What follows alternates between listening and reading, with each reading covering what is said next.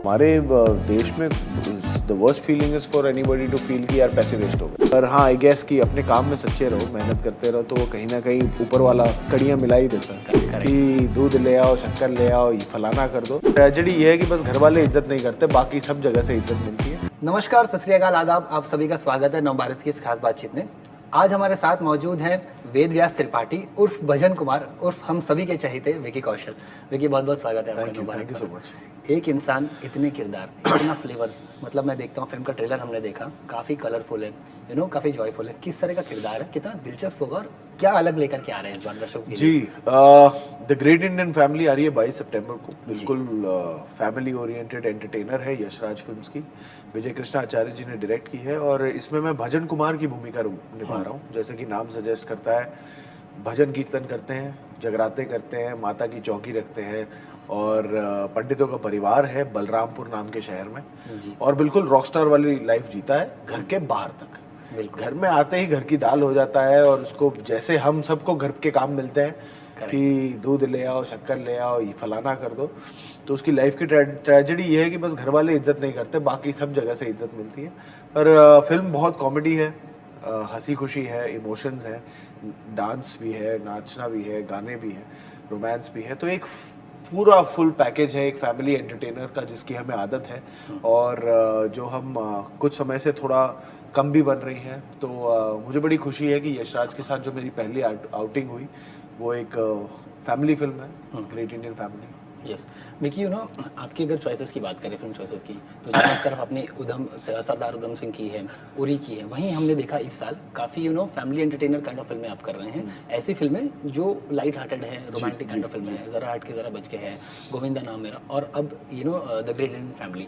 तो क्या ये है कहीं ना कहीं मन में कि अब थोड़ा सा लाइट हार्टेड रोल्स करने हैं, अब थोड़ा वहाँ स्विच करना है उस तरफ? नहीं, actually to be very honest, जब सरदार उधम खत्म हुई थी तो उसके बाद थोड़ा सा हाँ मन में था, क्योंकि मुझे उस फिल्म से थोड़ा सा इमोशनली एक एग्जॉशन जो होता है ना, कि थोड़ा थक जाते हो जब कुछ एक इंटेंस सा प्रोसेस हो। तो तब ये था कि मन में कि हाँ, अगर कुछ हल्की फुल्की वाइब्रेंट सी फिल्म मिले तो मज़ा भी आएगा, करने में मज़ा आएगा। तो तब उस दौरान ये फिल्में मिल रही थी, बट ये फिल्में सिर्फ उसी वजह से नहीं मैंने करने की सोची, बट इसके अलावा भी, जैसे इस फिल्म की जो एक बड़ी मैसेजिंग है, इस फिल्म में जो एक परिवार फैमिली ओरिएंटेड है, और हमेशा हम तो बड़े हुए हैं फैमिली फिल्मों से ना, कि हमारे परिवार को भी, जैसे मेरी मम्मी को बड़ा अच्छा लगता है फैमिली फिल्म्स। तो ये भी था कि हाँ, जेन्युइनली बड़ा पसंद, मतलब मज़ा आया सुनने में फिल्म, इमोशनल फील हुआ मैं साथ में, और मुझे लगा कि हाँ यार, मैं बतौर एज एन ऑडियंस मैं भी अपने परिवार को शायद ऐसी कोई फिल्म दिखाने में झिझक नहीं फील करूँगा कि हाँ यार, ये मज़ेदार फिल्म है जो अपनी माँ बाप को तो लेके जा ही सकता हूँ, पर अगर मेरी मौसी हैं, चाचा हैं, सबको मैं लेके जा सकता हूँ और एक अच्छा एक वक्त बिता सकता हूँ। बिल्कुल, इंटेंस रोल आपने किए ही हैं। कोविड का एक ऐसा सिचुएशन था जब बहुत मुश्किलों से हम गुजरे जी। अब आपको लगता है कि इस तरह की जो फिल्में हैं कहीं ना कहीं आपको एक उस जोन में ला रही हैं जहाँ एक हैप्पी गो मूड में आप रह सकते हैं, कहीं ना कहीं उन चीज़ों से आप निकाल करके? आई थिंक सो, मतलब जब ये फिल्म, ऐसी फिल्म करने का मौका मिलता है जहाँ आपका थोड़ा वाइब्रेंट सा, प्यारा सा, जॉली किरदार हो, उसमें थोड़ा माहौल तो थोड़ा लाइट रहता ही है। चाहे आप सेट पे हो, किसी बात की टेंशन नहीं होती कि अच्छा यार वो एक इंटेंस सा सीन आने वाला है, तो एक माहौल थोड़ा सा गंभीर हो जाता है। तो ये सेट पे थोड़ा माहौल बड़ा प्यारा सा रहता था। बड़ी कमाल की एंसेंबल कास्ट भी है इस फिल्म में। मनोज पावा जी हैं, कुमुद मिश्रा जी, अलका जी, मानुषी, सृष्टि, सब है। तो सबके साथ एक जो होता है ना कि सीन्स भी उनके साथ ही थे, तो सेट पे भी बहुत हाहाठीटी चलती रहती थी, खाना पीना चलता रहता था, बातचीत होती रहती थी, और उसी एनर्जी को कहीं ना कहीं सीन्स में भी लेके आना था। तो वो मतलब I used to look forward to go on set कि यार आज, अच्छा यार आज मजे करके आएंगे। कभी भी ये नहीं होता था कि आज यार जाना है और कुछ गंभीर काम करके आना।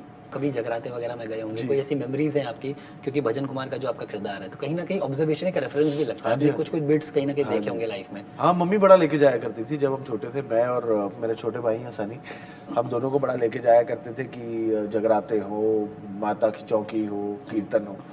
तो तब हमारे लिए तो टू बी ऑनेस्ट चाह इस बात का होता था कि यार बड़े दिनों बाद आपको अपने कजन्स के साथ टाइम बिताने का मौका मिलेगा। पूरा परिवार, एक जो होता है ना, रिलेटिव्स और दूर के रिश्तेदार सब इकट्ठे होते थे। और रात को क्या है कि वो अपने आप में इतने उलझे होते थे कि बच्चों को थोड़ी छूट भी मिल जाती थी कि चलो तुम मस्ती करो अपना जो भी करना है। तो उस इसमें तो मेरी अटैचमेंट वो मेमोरी की वैसी है। पर हाँ, एक चीज़ ये हमेशा याद होती थी कि वो जो जगराते कराते थे, उनकी एनर्जी पूरी रात बड़ी कमाल होती थी। और उनका जो एक माहौल बाँधने का एक जो उनका टैलेंट है ना कि यार वो जेन्युइनली आपको आपको थोड़ा-सा एक वो होता है ना कि डिवोशनल भी फ़ील करा देते थे कि हाँ यार, एक थोड़ी-सी भक्ति फ़ील हो जाती थी कि करेक्ट। आपको लगता था भगवान से जुड़े हो, थोड़ा फ़ोकस्ड हो। साथ में एक माहौल भी बड़ा लाइवली होता था क्योंकि फ्यूज़न ऐसा होता है कि डिवोशनल सॉन्ग्स होते हैं, थोड़ा-सा बॉलीवुड का तड़का हो बिल्कुल। जाता है, थोड़ा पार्टी सा एक एटमॉस्फेयर भी हो जाता है। तो हाँ, थोड़ी बहुत ज़हन में वो वाली मेमोरीज़ बिल्कुल थी जब ये किरदार निभा रहा था। करेक्ट। देखिए आपने भी देखा होगा कि बीते 2-3 साल में बड़ा चेंज आया है ऑडियंस के जी। टेस्ट में भी। कंटेंट कहते हैं, कंटेंट इज़ द किंग। या नो कितना भी बड़ा स्टार हो, कितनी भी बड़ी प्रोडक्शन बैकिंग हो, लेकिन जब तक उसे उस तरह के कंटेंट नहीं होता है, फ़िल्में कई बार दर्शक नहीं देखते हैं। इस फ़ेज़ को आप किस तरह से देखते हैं? ट्रांज़िशन आया है ऑडियंस के टेस्ट में अब। हाँ, आई थिंक कंटेंट तो किंग कई अभी कुछ सालों से है ये बात तो। और वो हमेशा ही रहेगा। आई थिंक लोग जब अपना हार्ड अर्न्ड मनी लेकर एक थिएटर में आते हैं और पिक्चर देखते हैं और कुछ भी कर लो, आप जाते हो जब परिवार के साथ तो देख अच्छा खासा खर्चा होता है। करेक्ट। तो जाके अगर वो वक्त निकालते हैं तो अगर वो फिल्म किसी वे से अगर आपको कनेक्ट नहीं कर पाती कि आप चाहे वो एंटरटेनमेंट हो, चाहे मैसेजिंग हो, चाहे कुछ जो भी पहलू हो उस फिल्म का, अगर आप कनेक्ट होते हो तो आपको लगता है हाँ यार, ये पैसे बर्बाद नहीं हुए, पैसे बिल्कुल। वर्थ थे। और हमारे देश में the worst feeling is for anybody to feel कि यार पैसे वेस्ट हो गए। हम इतने मेहनत से कमाते हैं, इतनी सेविंग्स होती हैं, 15 चीज़ों के ख्याल रखने पड़ते हैं और उस बीच अगर हम डिसाइड करते हैं कि पिक्चर देखनी है और ये खर्चा करना है, तो उनकी बड़ी एक्सपेक्टेशंस होती हैं, उनके बड़े वो डिमांड्स होते हैं कि यार एंटरटेन भी करो, मैसेज भी अच्छा दो और एक अच्छा वक्त बीते। तो हाँ, तो जब कंटेंट वो थोड़ा निराश करता है तो वो अच्छा भी नहीं लगता। तो और कंटेंट जब खुश करता है तो आपको पता ही है कि फिर बिल्कुल जितना प्यार मिलता है उसका कोई मोल नहीं है। करेक्ट। हमारे इंडियन फिल्म इंडस्ट्री के जब भी नाम लिया जाता है ना, तो यशराज बैनर का नाम बहुत सम्मान के साथ लिया जाता है। मैं एक एक्टर के पॉइंट ऑफ व्यू से आपसे पूछना चाहता हूँ, कितनी मेहनत लगती है किसी भी कलाकार को इस स्टेज पे आने के लिए, जब आदित्य चोपड़ा जैसे प्रोड्यूसर आप में फेथ दिखाते हैं, आप में भरोसा दिखाते हैं कि ये मेरी फिल्म के लिए सही बंदा है? मैं ऐसे जनरल लेवल पे तो बात नहीं कर सकता हूँ कि ऐसा होता है और वैसा होता है, पर हाँ ये कहूँगा कि हर एस्पायरिंग एक्टर का एक सपना तो होता ही है। वो सपना मैंने भी देखा है। Correct. मेरी पहली फिल्म थिएटर में जाकर जब बचपन में परिवार के साथ देखी थी, वो एक यशराज फिल्म थी, DDLJ। उसके बाद से जब एक्टर बनने का फैसला किया तो ये सपना मैंने भी देखा कि कभी यशराज में मौका मिले उनकी फिल्मों में काम करने का। और जैसे आपने बताया, इनकी लेगेसी इतनी बड़ी है और इन्होंने दशक दर दशक इंडियन परिवारों को थिएटर तक लाया है, उन्हें एंटरटेन किया है। तो उस लेगेसी का एक छोटा सा हिस्सा बनना मेरे लिए बड़ी बात है, बहुत बड़ी बात है। और हाँ, मेहनत तो लगती है हर फील्ड में। अगर आप चाहे जर्नलिज्म का फील्ड हो या कोई भी और फील्ड हो, अगर उसके कुछ 2-4 दिग्गज नाम हो जहाँ पे उन्होंने एक 30, 40, 50 सालों में एक एक एक एम्पायर, एक बेंचमार्क सेट किया है, तो फिर तो हर फील्ड में ही वहाँ उनसे जुड़ने में थोड़ी मेहनत लगती है, परिश्रम लगता है। वो भी आप में बहुत कुछ देखेंगे तभी आपको भी जुड़ने का मौका देंगे। तो अब वो क्या चीज़ें हैं क्या नहीं है उसका तो इतना ज्ञानी नहीं हूँ मैं, ये तो पहली फिल्म है। पर हाँ, आई गेस कि अपने काम में सच्चे रहो, मेहनत करते रहो, तो वो कहीं ना कहीं ऊपर वाला कड़ियाँ मिला ही देता है। करेक्ट। फिल्म इंडस्ट्री के साथ काम करते हुए ना लगभग आपको भी 10 साल हो गए हाँ जी। हैं, मुझे लगता है। गैंग्स ऑफ वसेपुर में एज एन एडी आपने हाँ, काम किया अगर वो था, गिना जाए तो। है ना? तो इन सालों में हमने देखा है बहुत कम ऐसे कलाकार होते हैं जिनको इस तरह की सफलता मिलती है। आपको नेशनल अवार्ड मिला है उरी के लिए। तो मैं ये जानना चाहता था कि जब आप पलट कर ऐसे देखते हैं जब पीछे, तो कितना संतोष महसूस करते हैं और किस तरह की आपकी जर्नी रही है? सरियल फील होता है बहुत, एक ब्लेसिंग की तरह लगता है कि ऊपर वाला बहुत मेहरबान था। हम सब मेहनत करते हैं, सब कई टैलेंटेड लोग हैं और सच्चाई से मेहनत करते हैं, पर किसी कारणवश ऊपर वाले ने मुझे चूज़ किया कि तेरे जो ख्वाब हैं वो तू जी ले। ख्वाबों से कहीं ऊपर ही कुछ जीने का मौका मिला है, जिन लोगों के साथ काम करने का मौका मिला, जिन फिल्मों का हिस्सा बनने का मौका मिला, तो शुक्रगुजार हूँ ऊपर वाले का। पता नहीं उन्होंने क्या देखा है पर मुझे चूज़ किया। और बस यही है कि सिर झुका के मेहनत करते रहो, सच्चाई से काम करते रहो और बड़ा अच्छा लगता है। मैं सच में, मतलब मैं सच्ची बताऊं तो जब शुरुआत की थी कभी नहीं सोचा था कि ऐसे मौके मिलेंगे या ऐसा कुछ होगा मेरे साथ। पर जब होता चला गया तो अपना भी कॉन्फिडेंस बिल्ड होता है।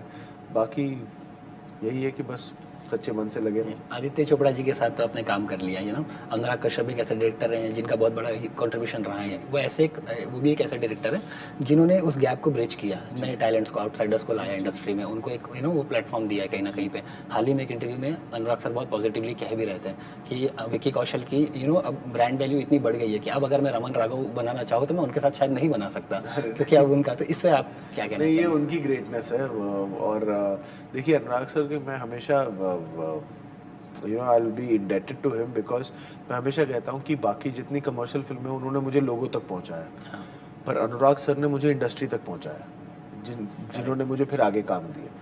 अनुराग सर से जो मैंने सीखा बतौर as an assistant director Gangs of Wasseypur में, जिन एक्टर्स को सामने काम करते हुए देखने का मौका मिला, तो मुझे समझ आया कि हाँ यार, काम ऐसे भी हो सकता है, एक्टिंग को इस तरीके से भी देखा जा सकता है। वो मेरे लिए फिल्म स्कूल बना। उसके बाद रमन राघव में उनके साथ मौका मिला, मन मर्जियाँ में उनके साथ मौका मिला। उनसे इतना कुछ सीखता हूँ, उनसे इतना कुछ मैंने समझा है। और मसान में वो प्रोड्यूसर थे, तो उन्हीं कामों की वजह से फिर इंडस्ट्री में और बड़े ऑफिसेज में जाने का मौका मिला, फ़ोन आने लग गए। तो उनके लिए तो जब भी किसी फिल्म में जो भी वो करवाना चाहे, या जो, उनके लिए हमेशा हाजिर रहूँगा। ये उनका बड़प्पन है कि उन्होंने ऐसा कुछ बोला। मसान, रमन राघव, इस तरह की फिल्में आप आगे अगर बने उसका हिस्सा बनना चाहेंगे? हाँ, ऑफ कोर्स। ही देखिए, मैं फिल्म को कभी भी बड़ा छोटा उसके बजट से नहीं मानता हूँ। बिल्कुल। फिल्म हमेशा बड़ी छोटी उसकी स्क्रिप्ट से होती है, और स्क्रिप्ट हीरो होती है। करेक्ट। मैं उन स्क्रिप्ट से जुड़ना चाहता हूँ जहाँ मुझे लगे कि हाँ यार, ये मेरे बात दिल को छू गए, करेक्ट। तो ऑफ कोर्स मैं करना चाहता हूँ। क्योंकि आदित्य सर के साथ आप पहली बार काम किया अभी आपने, तो कितना अलग लगा उनका अंदाज काम करने का, और क्या चीज़ें थी जो आपने नोटिस की कि जो उनको ना एक लेगेसी है उनकी भी मार्केट में, फिल्म इंडस्ट्री में, क्या चीज़ें हैं जो उनको अलग बनाती है, जिसकी वजह से आपने लगा कि नहीं यार, ये इंसान बहुत अप टू द मार्क है? आई थिंक यहाँ पे एक और कई जगह होता है, पर आई थिंक यहाँ पे एक फोकस जो ये होता है ना कि हाँ यार, परिवार, जो ऑडियंस है, ऑडियंस का जो हमारा परिवार है, हम उनके लिए कर रहे हैं। जो भी कर रहे हैं हम, चाहे वो इस फिल्म में जो भी है, हम उनके लिए कर रहे हैं। ये उन्होंने पैसे दिए हैं, जो हमने पहले भी बात की, उनकी एंटरटेनमेंट सबसे ज़रूरी है। और उस चीज़ के लिए वो क्या आशा रखते हैं हमसे, और हम अपनी सच्चाई से कहानी कैसे दे सकते हैं, हर चीज़ उसी से डिक्टेट होती है कि अच्छा यार, उन्हें ये देखना शायद पसंद होगा, उन्हें ये चाहिए होगा। तो उस चीज़ को मद्देनज़र रखते हुए ही वो फिल्म फिर बाद में ढलती है कि हाँ यार, इस कहानी को हम ऐसे दिखाना चाहेंगे। और I think he really as a producer really empowers the director, he really empowers the whole team कि हाँ यार, आपको जिस चीज़ की ज़रूरत हो, जैसी भी ज़रूरत हो, अगर ये फिल्म हम बनाना चाहते हैं और ये फिल्म हम बनाने की हमने ठानी है, तो उस चीज़ के लिए जो भी चीज़ लगे, यू शुड हैव इट। तो उस बात पे मतलब वो he is a pioneer, he is मतलब a visionary in that sense. और बहुत ही जेन्युइनली बहुत कुछ सीखने को मिला, और बहुत अच्छा लगा उनके साथ काम करके। करेक्ट। क्योंकि फिल्म का टाइटल है द ग्रेट इंडियन फैमिली, हम जो भी करते हैं, फैमिली का सपोर्ट होना उसमें बहुत ज़रूरी होता है, क्योंकि वो बहुत एड ऑन करता है, हमें पुश करता है, मोटिवेट करता है। आप जब फिल्में करते हैं या फिल्म की आपकी जो चॉइसेस होती हैं, तो उसमें कितना सपोर्ट होता है या कितना गाइडेंस होती है श्याम सर की, कैटरीना की, ओवरऑल? क्योंकि मुझे लगता है कि हाँ, फिल्म आती है कोई और हम सोचते हैं, मैं उस बारे में कई बार तुरंत एक डिसाइड हो जाता है, कई बार थोड़ा विचार विमर्श करना पड़ता है। तो ऑफ कोर्स जब वो विचार विमर्श वाली सिचुएशंस आती है, तो मैं फैमिली को साथ में रखता हूँ कि ऐसी कुछ चाहिए, मैं सोच रहा हूँ, समझ रहा हूँ, तो फिर उनके इनपुट्स आते हैं। पर मोस्टली तो ये होता है कि हाँ, वो ज़्यादातर दिल से लिए हुए डिसीजन होते हैं कि हाँ यार, इसमें फील हुआ मुझे, ये कहानी, ये किरदार फील हुआ, ये मुझे करनी चाहिए। फिर मैं उनको हमेशा लूप में रखता ही हूँ कि हाँ, ये ऐसा कुछ हो रहा है, इस चीज़ को मैं हाँ बोल चुका हूँ, ये ऐसी चीज़ डिस्कस हो रही है, तो वो चीज़ तो फैमिली साथ में होती है। करेक्ट। इस साल जिस तरह के किरदार आपने निभाए ना, कहीं ना कहीं आपने ब्रेक थ्रू किया अपने उस इमेज को कि ये सिर्फ ऐसा है जो एकदम हार्ड एंड इंटेंस रोल करता है, वो इमेज अब कहीं ना कहीं टूटी है आपकी, मुझे लगता है। फिल्म के जो डायरेक्टर हैं विजय कृष्णा आचार्य, उनकी भी एक थी कि वो एक्शन फिल्में बहुत करते हैं, है ना, इस तरह की। लेकिन जब आपने बताया भी था कि जब आपको ये फिल्म के लिए ऑफर किया गया, तो आपको लगा कि शायद कुछ इसमें मारधाड़ एक्शन होगा, है ना, लेकिन चलिए नहीं हो पाया वो, और इस फिल्म का एक अपना एक वो है। लेकिन आगे चल करके कुछ ऐसा है इच्छा कि उनके साथ, सर के साथ कोई ऐसी एक एक्शन फिल्म करनी है, क्योंकि आप दोनों का भी कहीं ना कहीं वो टैलेंट है, वो एक साइड। बिल्कुल होगा। Action is something that I enjoy doing my self also. Uri में करने में बड़ा मज़ा आया था एक्शन।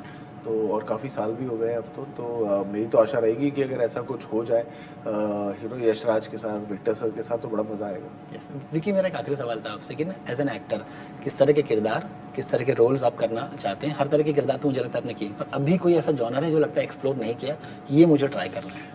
काफ़ी ऐसे जॉनर्स हैं। एक अभी अगली फिल्म एक पीरियड फिल्म होगी, तो वो एक पहली बार होगा मेरे लिए। फिर मुझे स्पोर्ट्स ड्रामा बड़े पसंद है। स्पोर्ट्स ड्रामा का कभी अगर मौका मिले तो उसमें ये हो जाता है कि हाँ, उसमें वक्त उतना निकालना पड़ता है कि उसमें तैयारी कई बहुत ज़्यादा लगती है। तो उस तरीके का कभी अगर ऐसा मौका लगे कि हाँ, क्योंकि वो जो लंबी तैयारी वाली फिल्में होती हैं उसमें थोड़ा मज़ा भी आता है ढलने का, उसमें ना वो फास्ट फूड नहीं होता, उसमें थोड़ा पकने का वक्त लगता है। तो वैसी अगर कुछ फिल्म मिले और पता नहीं, मतलब किरदार से ज़्यादा अच्छी कहानियों का हिस्सा बनना है मुझे। फिर अगर अच्छी कहानी का हिस्सा बने तो वो किरदार तो यादगार हो ही जाते हैं। करेक्ट। बहुत बहुत शुक्रिया विक्की हमसे जुड़ने के लिए। Thank हम you. आशा करते हैं कि आपको उतनी ही सफलता मिले जितनी अपनी मेहनत की इस Thank फिल्म you के so लिए। much. Thank you. Thank you so much. Hi, this is Vicky Kaushal and you're watching me on enavbharat.com.